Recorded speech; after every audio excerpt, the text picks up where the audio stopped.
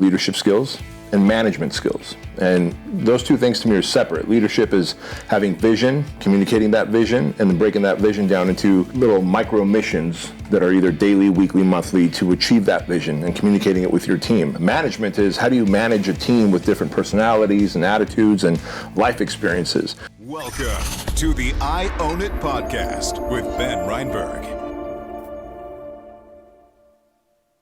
So we're in Chino Hills, California today at the Ben Reinberg I Own It show, and we have an incredible guest. He's an entrepreneur, he's a speaker, he's an outstanding businessman, and you see him all over social media. Bedros Keuilian, thank you and welcome to the I Own It show. Thanks, Ben. Appreciate it, man. So let's get right into it. You wrote the best-selling book, Man Up, How to Cut the Bullshit and Kick Ass in Business and in Life. So let's kick things off. Share your story and how you learned to truly embody the mindset of manning up to do incredible things in your career and help others do the same. Sure.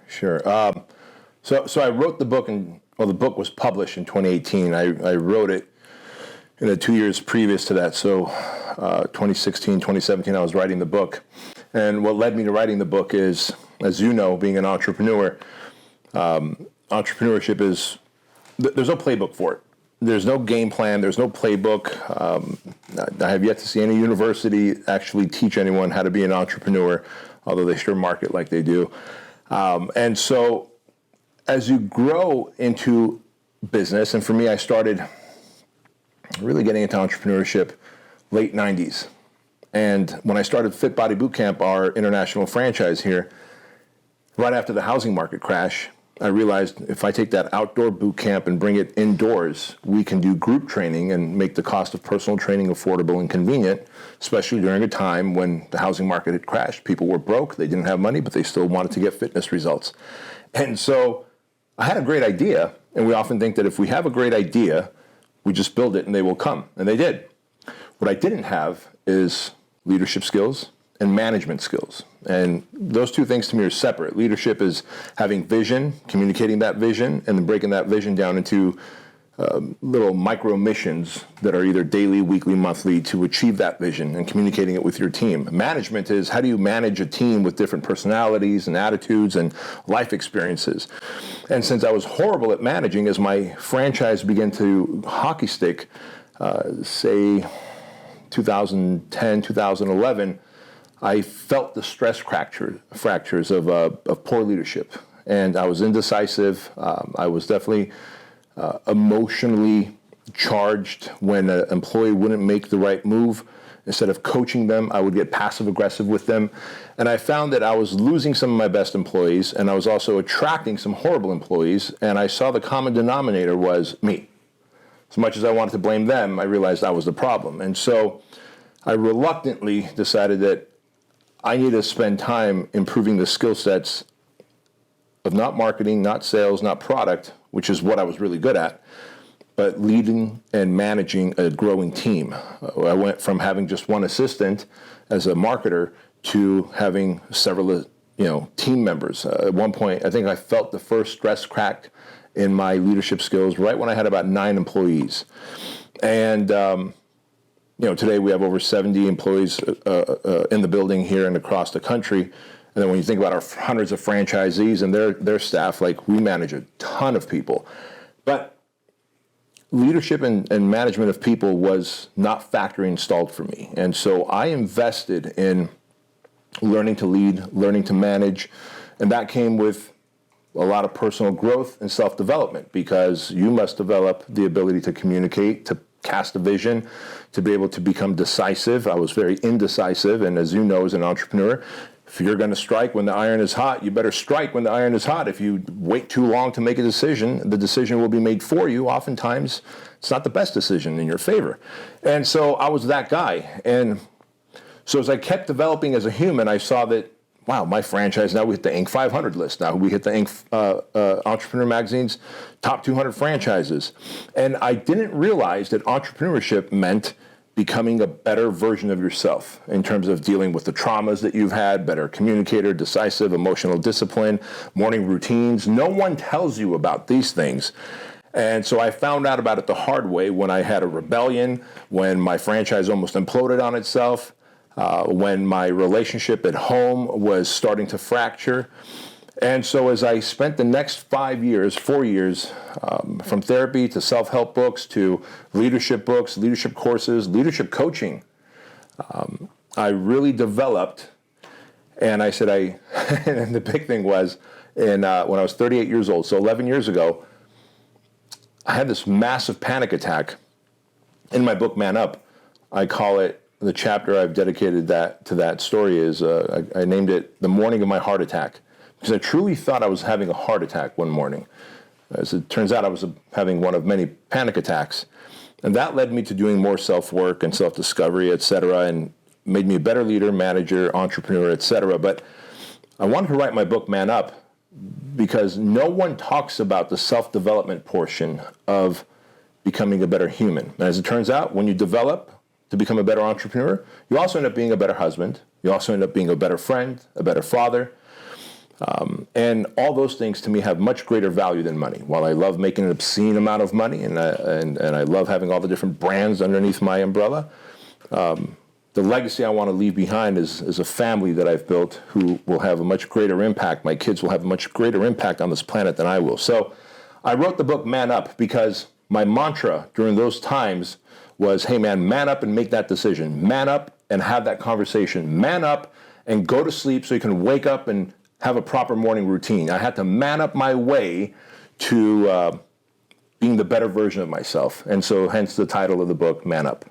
Well, it's so well said, because in commercial real estate, which is how I make a living, every single moment in the day you have to make quick decisions. Right.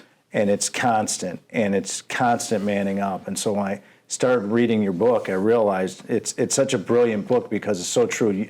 No one teaches you about business and how to make decisions quickly and right. how to lead, and everything is by trial and error and learning on the job. And so I appreciate the book because it really shows you what a true entrepreneur goes through in life, yeah. and the ups and downs, and you got to fail forward. And so, you founded Fit Body Boot Camp in 2008 and scaled it to over 700 franchises. Mm-hmm.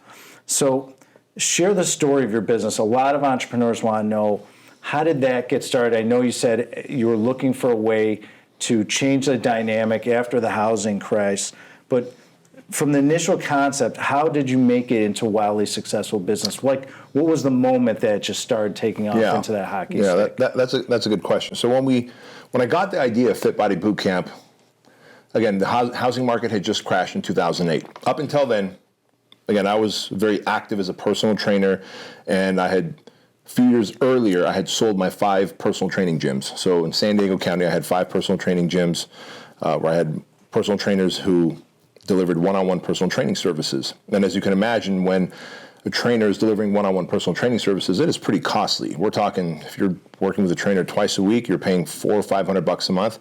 If you're working with them 3-4 times a week, you're paying $700 to $800 a month. Well, after the housing market crashed, not a lot of people can afford one-on-one personal training. Thankfully, I had sold my gyms. And at that point now, when the housing market crashed, I was coaching and consulting gym owners, teaching them what I had done. And I'm a big believer in, because these days there's so many people calling themselves gurus and coaches, my belief is if you haven't used the shovel successfully, don't be out there selling the shovel and calling yourself a shovel guru, right? That's a different whole other episode we can do there on all the charlatans and fakes and phonies out there. But when the market crashed, and in my industry, in the fitness industry, boot camps were always happening outdoors, parks, parking lots, at the beach. And that meant that it was only happening really in states where you had good weather year-round. Florida, California.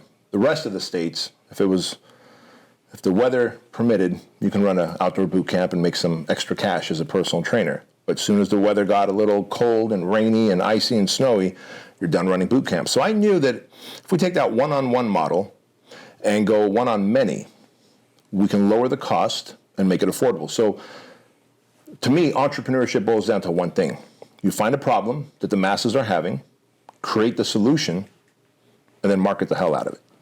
And so I knew the solution was one-on-many. One coach, many clients, paying now $149, $169 a month. Very affordable and convenient, because when we're doing one-on-one training, if I'm training Ben at 5 a.m., that's it, man. That time slot's taken. But with boot camp, group training, I could train Ben and 19 other people during that same time slot. And collectively, you guys are paying me much more than I would get paid as a one-on-one trainer. And so when I saw that benefit, I knew if we take that outdoor boot camp, bring it indoors, now we can run it throughout the day. We don't have to worry about, look at all the solutions to problems that I started to come up with, because now I can almost run a master class on this. One, no matter what state you're in, you can run a boot camp indoors, because you've got 4 walls, a ceiling, a roof, temperature controlled. Number 2, you can use equipment, which means clients can have a better variety, get more results, faster results. 2, you don't have to deal with the city trying to kick you out of the park, out of the beach, out of the parking lot. And that's always been an issue, because it's a liability issue for them. And so now you can have a structured program where you can run 6 to 7 classes, or as we call them, sessions, here at Fit Body Bootcamp. And today, some of our biggest sessions have 60 to 80 clients in it, and we'll have 2 to 3 coaches running that in what we call a 4-station rotation. And one station might be all suspension straps, TRX. Next station is all kettlebells. Next station might be plyo boxes. The next station might be sandbags. And it's a 30-minute session class. And these people are rotating. And it is controlled chaos. And it's so beautiful to watch. And it allows a gym owner to leverage the economy, be able to help more people, impact people in their community, and finally open up profit margins. As you know, you have all this expense, payroll expense, rent expense, marketing expense, and it eats away at your revenue. Well, if you can now lower payroll, cost of payroll, and that gap between revenue and payroll is your profit margins. And that's what we want to increase. So the average Fit Body Bootcamp has about 32% profit margins, makes multiple 6 figures per year profits to that owner. And then if they have multiple locations, then it's become a scalable model. And to me, the aha moment was if I can bring it indoors and create a system, I can franchise the system and then bring on people who aren't necessarily entrepreneurial minded. Because you and I know that an entrepreneur is a risk taker. Yep. They have to FIO, figure it out. That's right. Right? And when they can't figure it out, they have to learn to pivot, and they have to take some risk. A franchisee does not have to do any of that, because the franchisor is giving them a done-for-you system. And so the aha moment for me was I replicated something so well, and it was so different and so needed during a time of economic crash that I kind of forced the stars and the moons to line up in my favor, and I launched by making it a franchise model. What I obviously lacked on, what we talked about earlier, was leadership and management of people. I never once thought that would be a factor, but it certainly was, and I had to develop those skills and traits. And that was the second hockey stick that we had post 2015, 2016, and that's what led me to write that book, Man Up. So is every location where same equipment, similar square footage, similar processes, it's just cookie cutter, it's here it is, you have a franchise, here's how you do it, go ahead and do it, we'll show you how to market. Mm-hmm. Do you own the real estate of each location, or is it just rented space? How does that work? It's rented space. Okay. And so the franchisee will rent space. Some locations, the franchisees have bought the space. It might be either commercial or light industrial, but we don't own it. We have a franchise buy-in fee, and then we have royalties that we take in exchange for the support and service that we give them and the systems that we give them.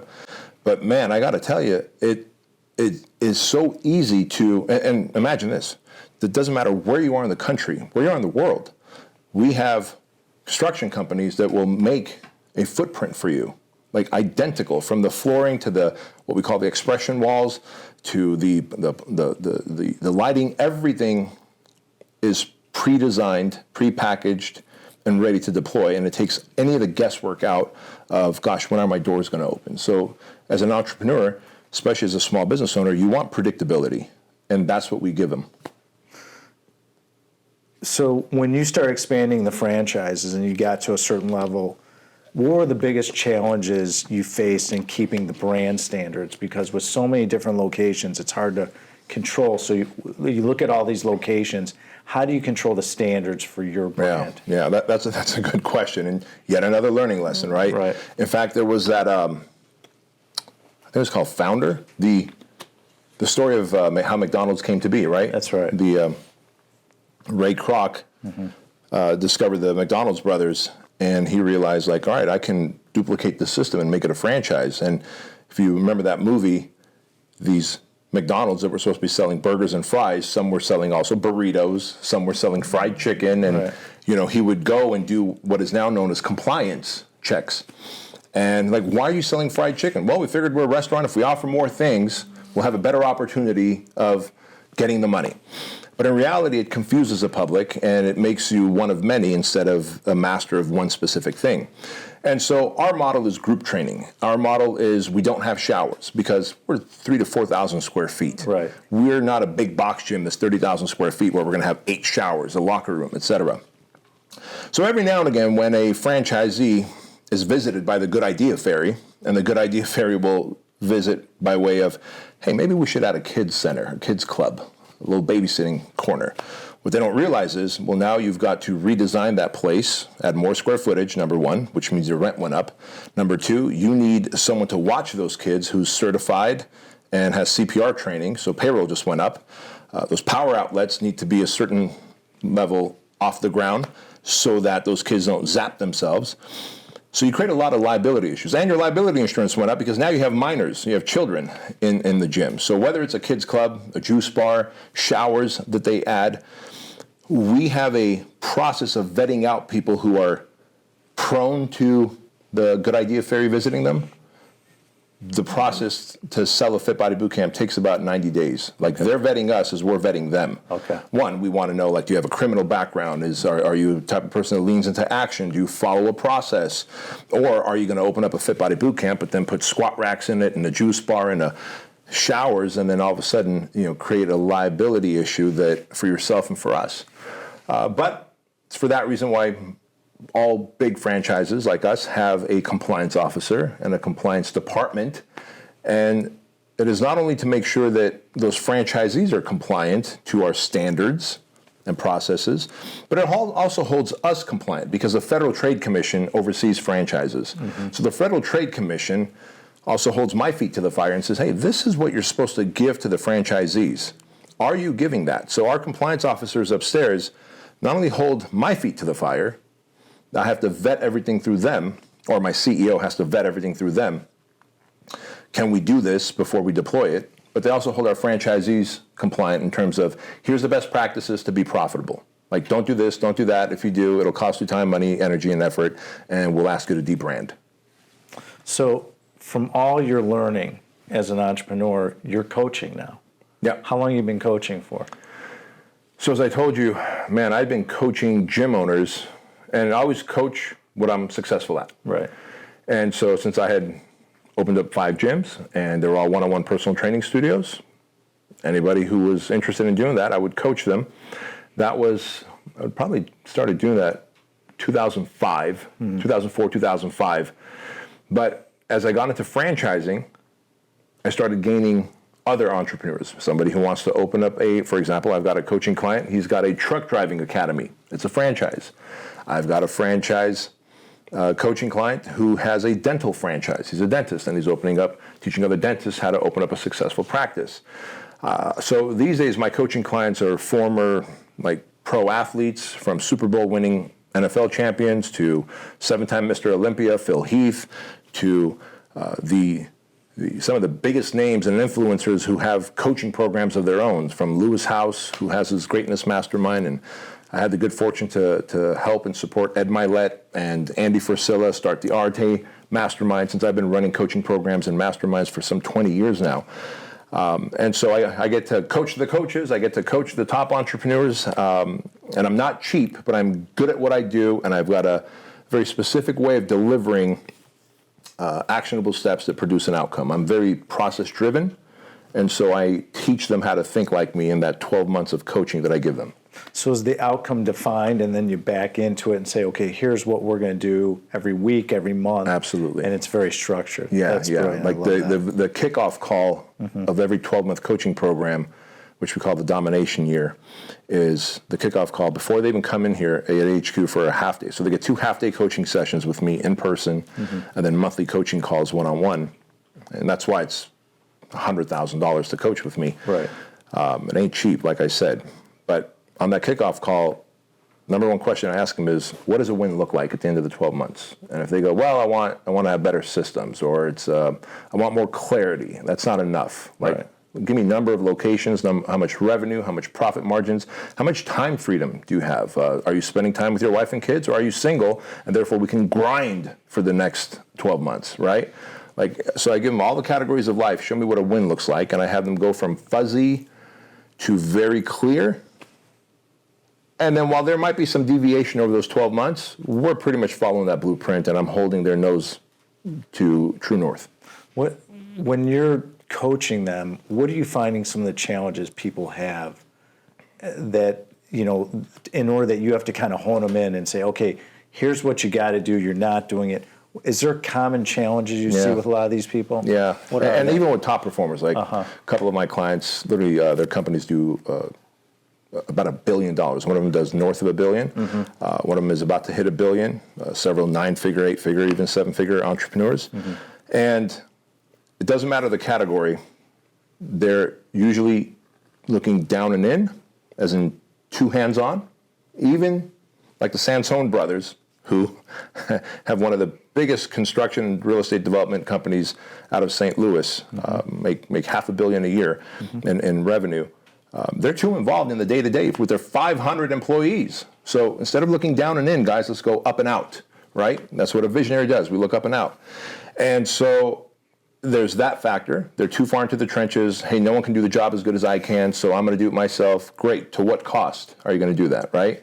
So we teach them to replicate themselves. That's thing number one. Thing number two is they lack singularity of focus. It's almost like I want to do this and that and this. It's like, how about we do this one thing? If we learned anything from this 20 years of war that we had, when we try to fight a battle on 2 fronts, Iraq and Afghanistan, we end up losing both, really, when you think about it. And I have many coaching clients that are from the special operations community, in MARSOC, Navy SEALs, Green Berets, Rangers, and every single one of them will tell you we did not win those wars. And that's because we did not have singularity of focus, and we did not know what winning looked like. What does the outcome look like? It certainly wasn't leaving $50 billion in airplanes and tanks and fighting vehicles in Afghanistan for the Taliban. And so the same thing in the battlefield of business.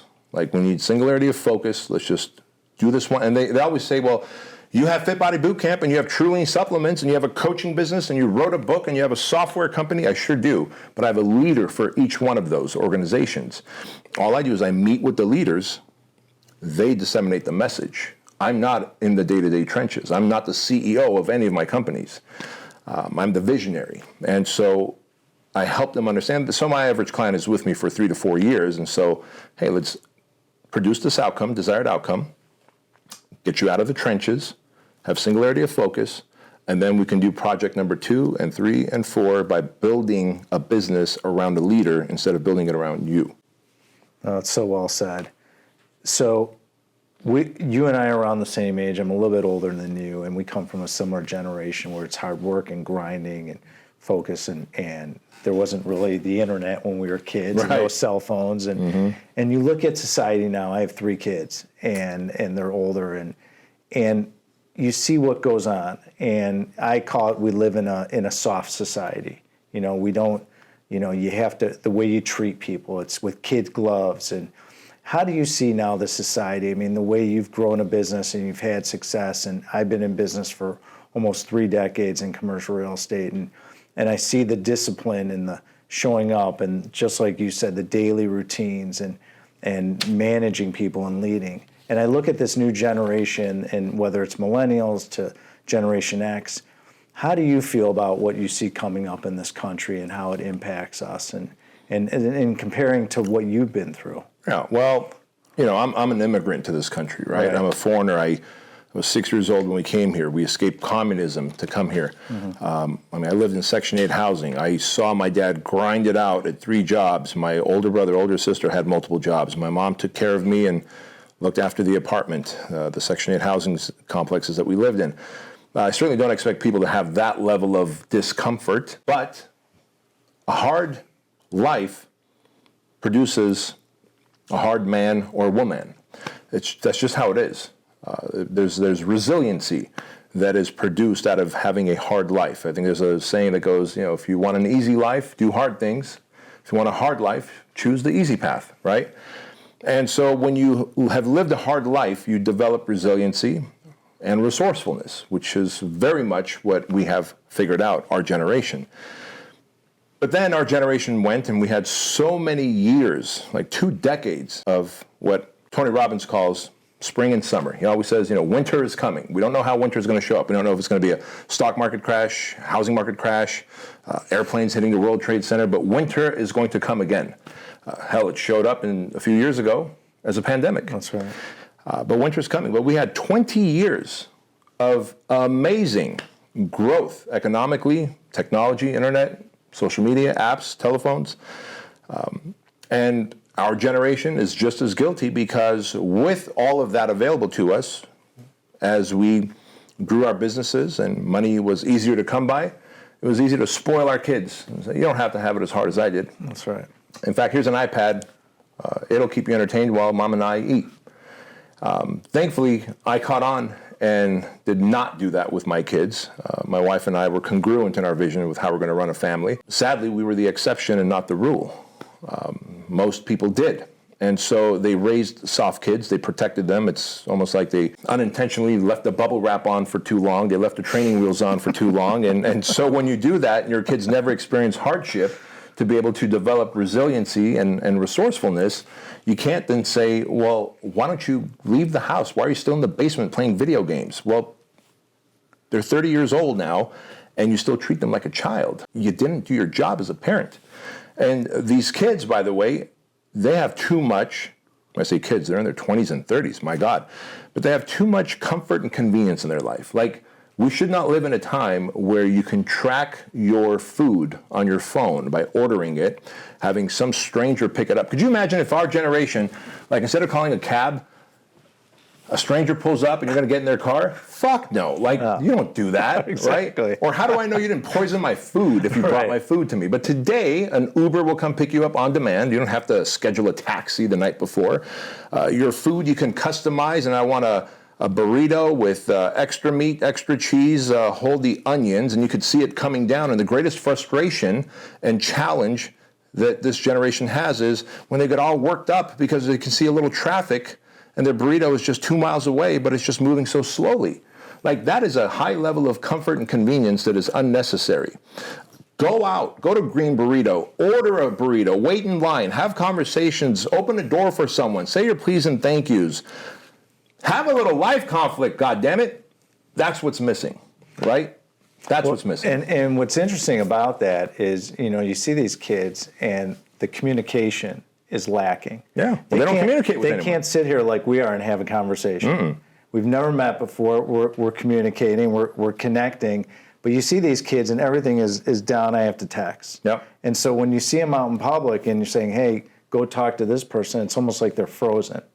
I don't know how to do that because I wasn't taught that way. And it's a huge issue. Technology, to me, it's a beautiful thing for certain things in business, in communication, and instant communication when you need it.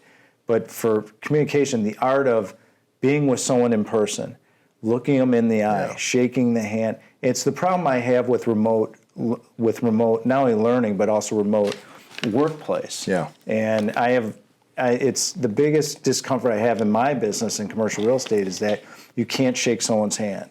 You can't look them in the eye. All day long we're looking at these Zoom calls constantly. And the problem you have is that you can't connect. As humans, we were meant to connect with each other. Yeah. And you look at this society, and it's like, where are we going with this? Yeah. And how is this going to get better? Yeah. In fact, to your credit here, there was a study done, I think about 7 or 8 years ago at a university. And it started off, before the study was done, it started off by the professor asking these two young ladies in university who were strangers to each other, hey, why don't you guys talk and connect? And they didn't know, hi, how are you? Who are you? What do you do? Where are you from? Where's home? What are your hobbies? What are your interests? And none of that was happening. They were just very awkward with each other, these two young ladies.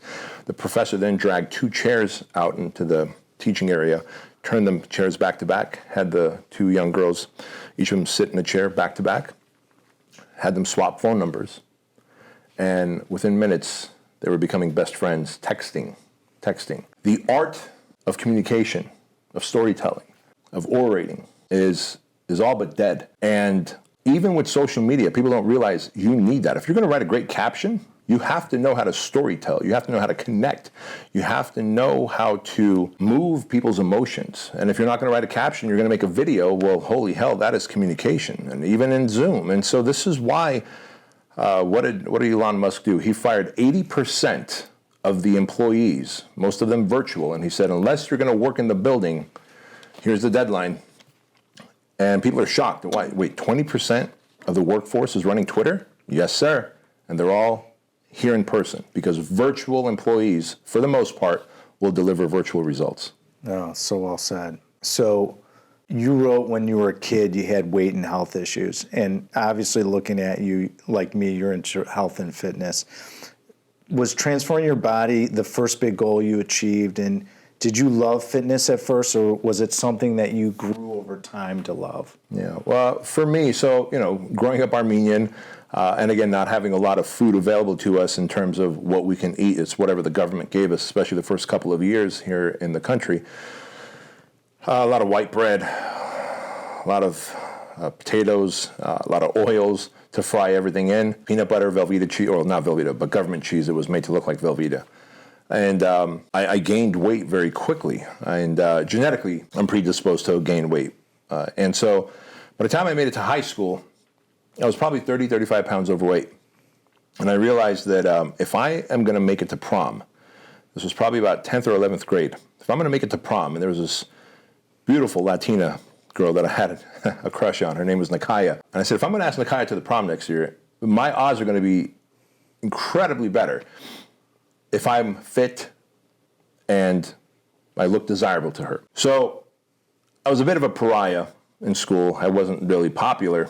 My science partner in science class, Dave Sanborn, was on the football team. He was jacked, and we made friends because we're science partners, and he's the only cool guy that I knew. And I'm like, dude, you're in great shape. How can I get in shape so that next year I can ask Nakaya to the prom? And he's like, dude, easy. I'll take you to the school gym.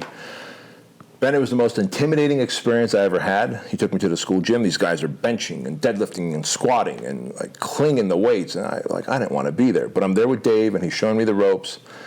And he said, hey, why don't you go get a Bally's membership? At the time, that was the gyms. You might remember that. And so I spent all summer, the summer before senior year, working out like a machine. And as a young man, when you start working out and halfway eating right, once he told me what not to eat, I transformed. I lost like 30, 35 pounds and came back senior year.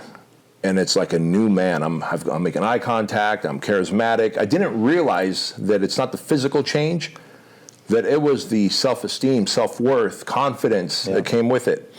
Well, I never had the balls to ask Nakaya to the prom, so I never made it to prom. I realized my path was going to be fitness in life. I wanted to help people achieve the same level of confidence, self-esteem, self-worth that I did. And so I knew early on that fitness is the gateway drug. Like, that was my first dose of confidence, of feeling like I can control an outcome. Previous to that, again, having communist parents. My dad was very heavy-handed with what he called the Five Brothers, and he would smack me around whenever he felt I was out of line. So I was more to be seen and not heard. Right. I lacked confidence. I cowered a lot. And so exercising gave me so much self-control, gave me so much discipline, gave me this, what I now realize, delayed gratification. You know this, you're in great shape. You don't just work out once and develop muscles. It's you work out over months and years and eat right, and even when you don't feel like it, and even when it's cold outside, and even when you don't get the best sleep, and even when the honey is snuggled up to you and you don't want to get out of bed, you go out and you do it, and then you look back and you go, wow, delayed gratification, focus, consistency, discipline. all of those things I also need to build a multi-million-dollar business. And so my body was the first empire that I built, and then I parlayed that into entrepreneurship. So in your career, what would you say your biggest risks you've taken, whether personal or financial? The biggest risk, personal or financial, I would say would be refinancing my house 3 times to launch Fit Body Bootcamp. I want it to be debt-free. Mm-hmm. I didn't want any equity partners. I know that I don't play nice with business partners. I just don't. I'm a bit of I lock on and I charge. And previously, when I had some business partners, it never worked out well for me. And so, not to say business partnerships don't. Certainly have some partnerships now. But in Fit Body Bootcamp specifically, I wanted no equity partnerships. I wanted to not be in debt to a bank or private equity. And so I maxed out credit cards and I refinanced my house 3 times over a period of like 7 years. And there was touch and go. There was a lot of touch and go moments there. But, you persevere. I also realized a lot about myself. I'm that guy that when I have my back against the wall, you will get the best out of me. You'll rise. And so as it turns out, now I actively put my back against the wall, metaphorically, because I know that is when I launch. Yeah, so you challenge yourself so you can rise to that occasion. Yeah. I always find with partners, and I always, we bring in high net worth accredited investors and family offices into our funds and our syndications.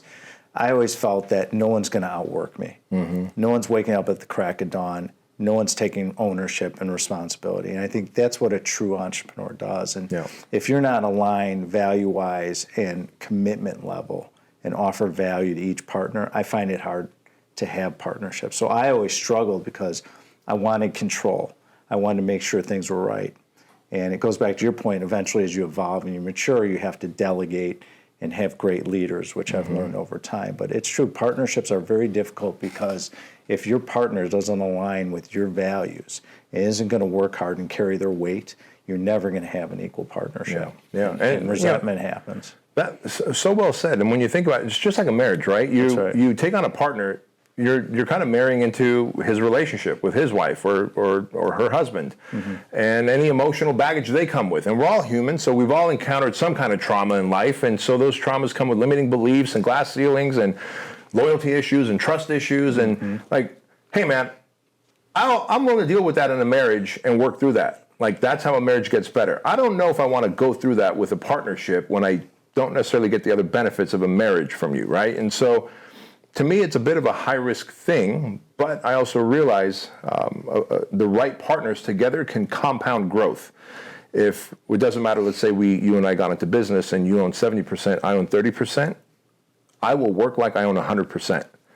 And I will do that to not let you down, but then I will expect you to work like you own 100% even though you only own 70. But then there's also interpretation. Well, what does your version of 100% look like versus mine, right? And so there's too much unknown. I'm a bit of a control freak.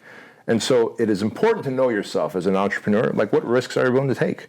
During the pandemic, I was willing to go on Fox News and talk against the government as a franchisor, where my franchise attorneys were calling me saying, shut the fuck up.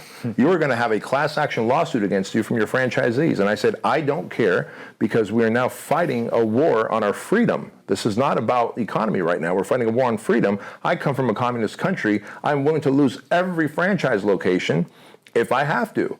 And so I understand that when I make my mind up, if it doesn't align with now imagine if I had a business partner in Fit Body Bootcamp during the pandemic. Could you imagine if my business, like, shut the fuck up, dude. What are you going to go on Fox News and speak out against the government, tell your franchisees on live TV, open up your doors, train your clients, don't pay those fines? That's what I was saying. And so I want to exercise my constitutionally protected freedom of speech, and I did. But I could only imagine a business partner would have a lot of indigestion with that if we weren't aligned. Let's talk about that. I mean, we've run into those issues, especially on a podcast when I interview people. People, we come from a generation, we compliment people. You're beautiful, or thank you, appreciate it. And it's interesting, you can use one term and people can spin it out of control, saying, well, Bedros said this, and he said this. And freedom of speech has really been a lost art in this country the last handful of years. And it's sad because a lot of men have become soft because I feel that women have this upper hand of, if you say something wrong, or see, women want to be treated a certain way, and they want equal rights, and they want to level the playing field in business. But what ends up happening is you use a word, whether it's to an employee or a friend or a colleague or an interview, and it just gets spun out of control.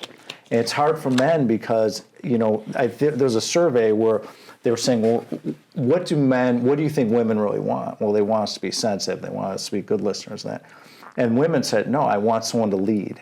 I want someone that's going to take control and be a man and have masculine qualities. Mm-hmm. And the problem is there's this disconnect going on in our society where men don't know how to act anymore because it's constant criticism. It's like when you keep getting hammered and hammered, it's like you can't be your authentic self. Yeah. Yeah. Well, what did we expect is going to happen when we allowed, for the last 25 years, for a government using movies, television networks, now social media, to demasculinize and to declaw and defang men, to completely identify you as toxic when these are your core God-given factory installed traits. Like, you are an ambitious person. Good for you for owning real estate. You want to conquer. You want to serve humanity with the money that you gained from conquering this real estate. And you did it ethically and legally. I imagine you didn't hold a gun to anyone's head to take buildings, correct? That's correct. But as a man, you have this ambition. There's not a lot of women that want to own all this real estate. There just isn't. Right. There isn't. They have other desires that are factory installed to them, that are very unique and beautiful to them. But when every innate desire for a man to test himself, like my son Andrew, when he was a little puppy, he just came and pop right in the face. Chloe didn't do that. My daughter didn't do that. She held a little stuffed animal as soon as she could and started rocking it. Factory installed for her. Andrew needed to test daddy. Do I have what it takes against daddy? It's like, this little fucker's ready to jump on the bed and wrestle me. So every night we would wrestle until we broke the bed, and then we bought another bed. And today we do jiu-jitsu and we box together, etc. He's 17, Chloe's 15, and they're two very different humans, two very talented people, but definitely a boy and a girl, not unicorn, not transgender, not purple-haired, not a boy and a girl. What do you know? But I share that because the opposition has done a great job tearing away masculinity and calling everything that is factory installed in us, the ability to, the desire to test yourself, to measure yourself against another man, against combat, just in sports. I'm not talking about let's go kill each other. I'm talking about let's put on some headgear and gloves and punch it out and wrestle and see who can make more money and be competitive in that way and to be courageous and take risks. Like, why is it that men will go, I don't know, I think I can jump off that cliff. You can. Well, I'm going to try and take the next cliff. Like, why do you have the desire to take the cliff that's a little higher? It's just factory installed in you. But today, that is defined as toxic. And when they've done a great job using every form of media to call you toxic, which is factory installed in you, they call that toxic. And then through the lens of feminism, they weaponize women against you and saying, well, don't you want to work? And don't you want to make the same amount of money? I do. Okay, well, you can and you should raise holy hell about it. Yeah, you're right. But at some point, the biological clock ticks and you want to have a baby and you're like, fuck, I can't have a baby and take time off and work. Now you feel pulled and incongruent to, you want to do one thing, but you chose to be equal. Come on, sister, be equal, right? Well, let's face it, what if we both excelled in our roles, right? That would be great. But when you think about what big government has done, and it's intentional and it's brilliant, and I share this often on my podcast, I say if you and I were going to build an army of men, we're going to take all the strong, courageous men that you and I know, and we're going to go invade Canada because we want to take all their maple syrup, right? We're going to invade Canada. Plus, they're so pleasant and kind and nice, I figured it'd be easy. But we're going to build an army. Now, as we build our army of men to go conquer Canada, are we going to be worried that the elderly of Canada are going to put up an opposition against us? We're probably not going to be worried about them. What about the kids? Are we going to be worried about the kids putting up a fight against us? Right. Probably not. What about the women? Are we going to be worried about the women? Nah. They're not going to put up a fight against us. The able-bodied men of Canada will fight against us to preserve their country, unless we take a few years and, using all forms of media, demasculinize them, make them question everything that is innate and factory installed in them, soften them up, declaw them, defang them, and then we can just walk in and take the whole country without throwing a single punch or firing a single bullet. That is what's happened here. And this is why women are stepping more into their masculine role, and they hate it. And men are more feminized because they feel like it's the only way I won't get canceled. I just need to bite my tongue and be more feminized and not actually exercise my desire to want to acquire and conquer and my ambitions and explore. Don't do that. That's toxic. Well, that's how the big government gets more control and compliance over society, by tearing men down. So let's talk about your podcast. I'm always interested in how my guests approach investing, whether financially or with their time or anything else. How do you think about investments in your life? You've been successful as an entrepreneur, and what are the areas that you're focusing on right now for future growth? Yeah, so for me, I understand business. I think if there was a factory installed trait in me, it is the ability to see opportunities where business is concerned. And so, yes, I have real estate, single family homes. I have a ranch that we monetize. I've got apartments. But my main source of investment is what I know best, which is businesses. So if a coaching client comes on board for $100,000 and I see their business is something that I can accelerate because I've got the audience, I've got the platform. So if I expose that coaching client's business to my platform, I can hockey stick them. I might ask them, hey, instead of paying me $100,000 a year every year, how about you pay me $100,000 for the first year, and let me take some equity in your business moving forward, and let's have a 5-year exit plan and build this thing out. And so I'll invest in businesses because if I know I can accelerate them, if I know the person that I'm going into business with, and it's not so much as a partnership because they are the leader, they are running it, I'm invested with a 5-year exit plan, whether they reevaluate the company and buy me out or they sell the company to private equity. And so that is how I invest. And I will take that money and then reinvest into, again, homes. Because many, many years ago, I'm a very simple person. I'm not complex. I read a book by Robert Allen, How to Buy Homes with No Money Down. Mm-hmm. While I've never purchased a home with no money down, the one paragraph that he talked about, he said, buy homes in areas that you would want to live in and put the types of families that you are in those homes. And so I was we were newly married. We had 2 young puppies, Andrew and Chloe. And so as we moved out of our first house and we bought a bigger property, we put that first house right down the street here, in fact, up for rent. And we put a young family in. And so since then, we've just been multiplying that. But my investments are in the form of businesses that I will acquire equity in and then sell, and also in residential real estate. That's great. With your coaching clients, I assume vulnerability has to be a very key trait and to be coachable. Huge. And in order for you to get the maximum ability for them to shine and grow as a person in business, what do you do if someone's not listening to you and they're just not coachable? I mean, how does that work for you? Because I'm sure as an entrepreneur in your success and knowing that you had to be vulnerable and you had to say, okay, I have to fail forward. I have to be honest with myself. I have to look at myself in the mirror and man up like your book. How do you deal with that when you have clients and they're not on that same level as you?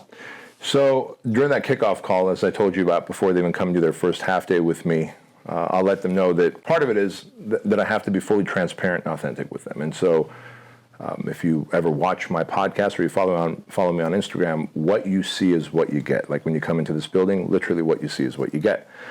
I've always believed that. I hate hypocrites, fakes and phonies with a passion. And so I vowed to never be that way. Like I always pretend like my son and daughter have these there's cameras on me at all times, and there's a direct feed to their iPhone, and they can see what dad's doing. So if I live a certain value and I advocate a certain value to my family, but then I'm traveling and I live a certain way, a different way, I picture that they're seeing that.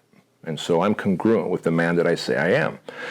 And so my coaching clients who come on board know that I'm very direct and loving, transparent, and I've exposed every part of me from being molested as a kid in Armenia and how that left emotional and mental scars on me, to living in Section 8 housing, to the businesses that crashed and burned in the beginning because, well, I made so many bad decisions, to my shitty leadership and management of people. I've exposed it all. And I do that because when I gain a coaching client, I want them to understand who they're coaching with, number one. Number two, on that kickoff call, I let them know that we cannot just operate in a silo. We're not going to just try and build your business because the business plan is easy. The businessman is complex. And if the businessman has a couple of side chicks, if the businessman has some vices and addictions, if the businessman has some limiting beliefs, I'm not here to judge you, not one bit.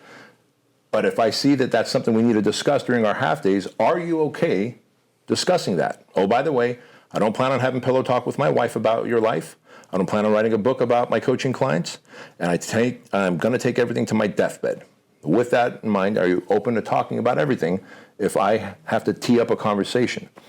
So most of the time they've said yes. Those that said no, I just have Joan, my assistant, refund the $100,000 and we part ways. Because I can't help you build a business in a silo. At some point, the businessman has to be addressed. That's right. Not just the business plan, right?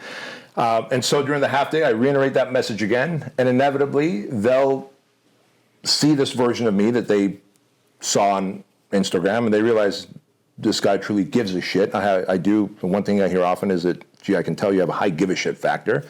And so at some point, and I love my coaching clients, man, they'll go, is there anything else you want to talk about during this half day? Well, when me and the spouse go out on weekends, one time I fell asleep at dinner. Like, what? Like your husband is that boring? Oh, no, I might have had a little bit too much wine.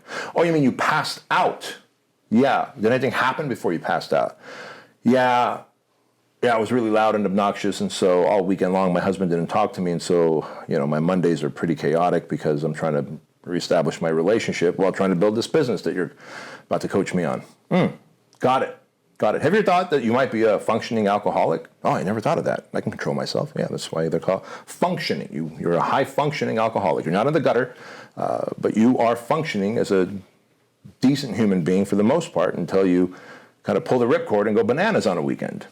And if you want to consider that, I can refer you to someone. And I do have a lot of referrals that I send people to because I've got coaching clients, like I said, from celebrities to pro athletes to that their business and their names will never be shared publicly. And you go to the website, all the ones who have given me testimonial videos, many well-to-do people, they volunteered that information. But those who don't want to be shared, I'll never share their information. And because they know that, they go, fine, introduce me to your therapist, or yeah, send me to that whoever. And that's how we kick it off, man. And I'm not afraid of teeing up that conversation because I literally let them know that your business is going to go so high. Who is it? There's a great leadership expert that says leadership is the lid. And I want to add to that your level of personal development is also the lid to your level of success in business. So let's just make you a great leader. Let's solve all the limiting beliefs and vices and weird addictions in your life. And then let's just fucking make a lot of money and do a lot of good with it. So you're into health and wellness and fitness. What's your morning routine? And what are some of your favorite workouts? Like, what's a typical day look like? Yeah. So my morning always starts at 5:30 in the morning. Alarm goes off. I've got this weird notion that if I hit the snooze button, I've already stacked my first L for the day. I've got a loss. Right. And so that means God or the universe, your creator, he's going to give me a lot more L's because I've chosen 10 more minutes of mediocre sleep over getting up and living my passion, right? So I never hit the snooze button. I bring water upstairs with me, about 30 ounces. I chug-a-lug that right away. Again, I'm a very simple person. I trust Sean Stevenson. He wrote a great book called Sleep Smarter and Eat Smarter. I listen to his podcast. He's a dear friend. And he says that you need to drink, as a man, 30 ounces of water first thing in the morning because you're dehydrating all night. Mm-hmm. Cool.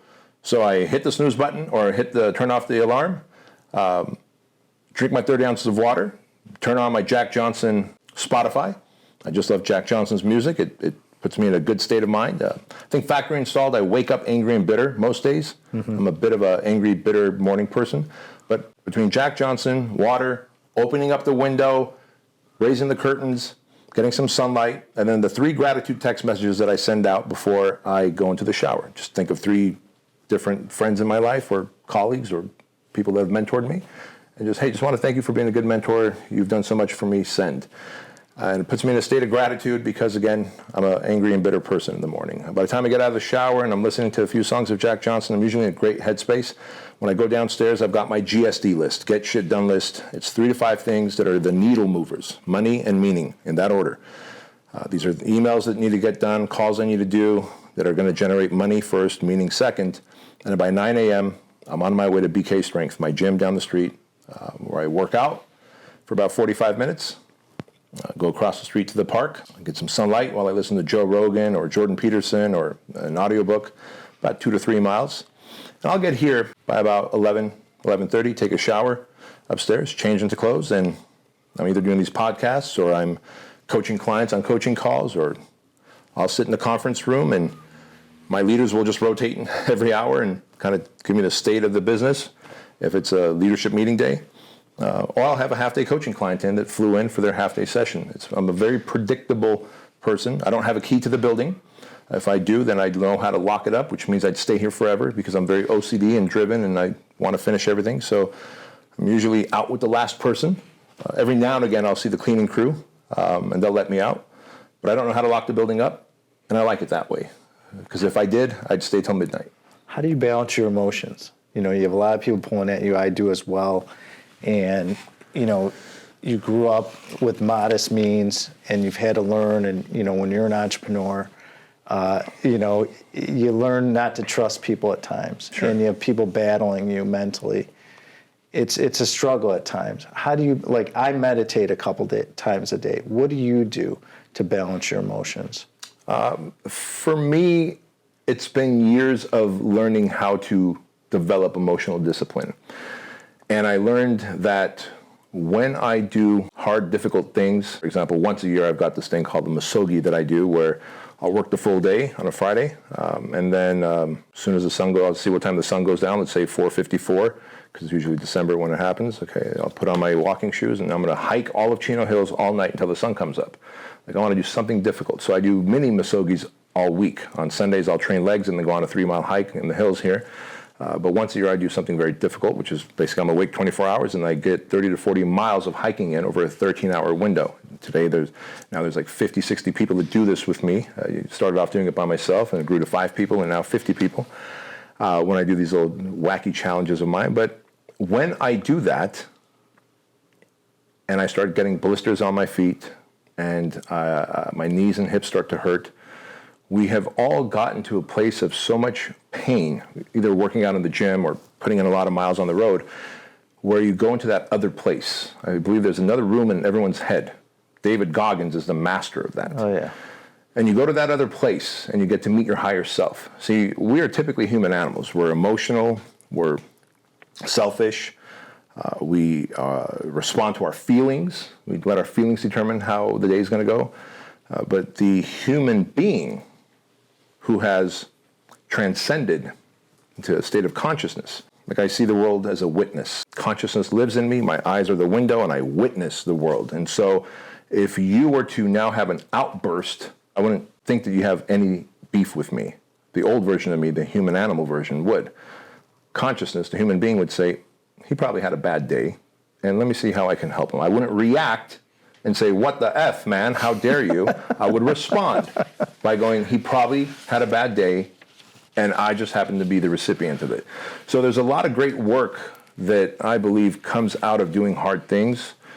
Stoicism, I read a ton from great Stoics, and then realizing that people aren't out there to screw you, they're just out there to do what's best for them. In the process, you may feel screwed.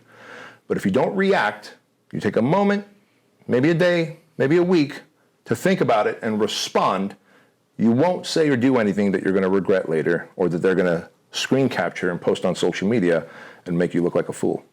Well said. So before we wrap up, is there any new content or ventures you want to share with our audience in the pipeline coming up in the end of 23 or 24? Yeah, good point. So I'm working, thank you, I appreciate that opportunity. I'm working on a second book now, which will probably come out in 2026. Maybe late 2025, but that's so early on I don't even want to share the working title. But I think the greatest value that people will get is if they follow me on my podcast, The Bedros Keuilian Show. It's also on YouTube as a show, and I sell nothing on the show. I just give value, and I hope that it's mainly for men, but we have about 15 to 20% of women who love the show. And it's about helping men develop money, muscles, meaning, and self-mastery. Because if you develop those 4 things, you become a great citizen, a sovereign citizen, a free thinker, and you become the greatest opposition to the government who is trying to oppress us. So we're going to wrap up with our 3 questions. Are you ready? Yes, sir. All right. So in Laguna Beach, and you're always welcome to come in studio anytime you want. We have a couch, and I would say, Bedros, lay on the couch, kick off your shoes, close your eyes. Let's go back. You're very sophisticated, well-educated, and successful now. Go back to when you were 16. What would you share with yourself, knowing what you know now? What kind of advice would you give yourself? I'd say, buddy, you don't have to be so scared. You don't have to feel so judged because everyone else is worried about them being judged, so no one's out there judging you. Take big risks, dream big, and those who want to limit your vision and your dreams, eliminate them, or at least edit that relationship where you don't share your dreams with them. I was a scared, insecure young man who was afraid to take risks and to be bold. And I've shared that with Andrew and Chloe. And today at 8 years old, Andrew would walk up, shake your hands, make eye contact, and he knew that because he's a kid, they're going to go, oh, you're Bedros' son. What's your name? What do you do? What's your favorite thing? And he would flip the script. I taught him, you ask them 3 questions, son. How do you know my dad? What's your favorite book to read? What do you do for a living? And so they were thrown aback by, like, this kid shook my hand, made eye contact, and he's asking me questions. Same with my daughter. Because I want them, and I exposed them to the world. I mean, I came from Armenia to California, to the United States, and then I never left California until I was 28 years old. I went to Washington State when my wife's, well, then she was my girlfriend, her family's in Washington State, and I wanted to meet her parents. I've exposed my kids to the world. They've seen cultures and ethnicities and heard accents. And so they know to be bold and to dream big and to disassociate from anyone that's a dream killer for them. And that's what I would have told my 16-year-old self. So it's our last day on earth. God forbid. It's me and you. It's our last meal together. Your choice. What are we eating and what are we drinking?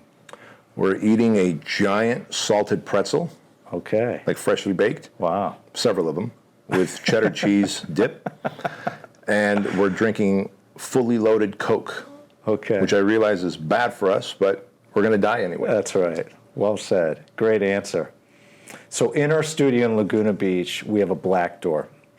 We have a grand piano, a drum set, 6 electrical guitars, and a few acoustical guitars. If you could have any band or musician walk through that black door, they could be living or deceased, Bedros. Your choice. Who is it and what song would you want them to play us? Oh, gosh, dude, that's a good one, because I love music, because I play the drums, and I play the piano by ear. This might sound cliche, but I mean, Metallica, Enter Sandman. Great tune. Yeah. Great choice. Yeah.